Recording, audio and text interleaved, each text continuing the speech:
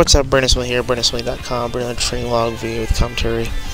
Week 1, day 4 this offseason, rounding out the first week of this offseason block with some speed bench, more upper body accessory work. Like I mentioned in my max effort bench press day, kind of changed things up just a little bit. Nothing too crazy, but just a little bit of changes here and there.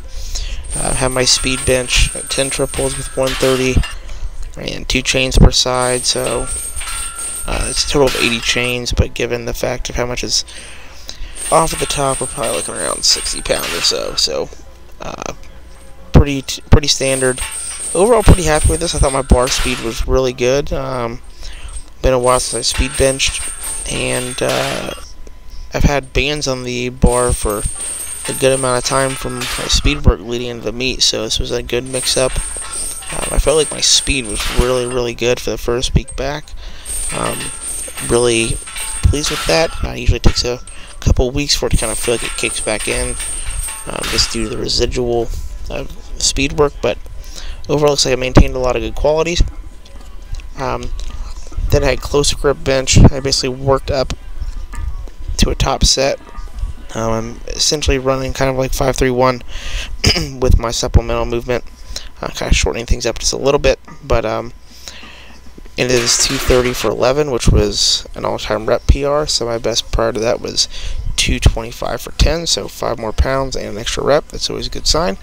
Really hoping that helps carry over into the off-season really well, building up those triceps. Then I just did sets of 15 on dumbbell bench press up to basically a really heavy set of 15. As you see, I picked a pretty good weight here with 95s, my last set, so last couple reps were big grinders, but that's the way it was designed, considering I'm kind of pre-fatigued. Then the difference on this day is I basically stick with mainly back work after I get that pressing volume in, so lots of back work you're going to see, considering I handle my triceps on Sundays. So some bent rows for 3 sets of 10. Overall, pretty pleased with these. Felt pretty good.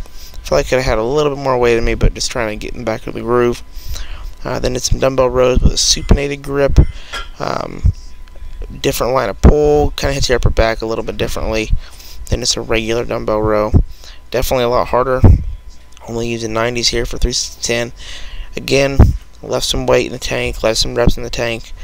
Just trying to get a overall good back and traction. As you kind of see, the range of motion is a little bit different, but overall really like the way it felt. Got a little more upper back and trap involvement.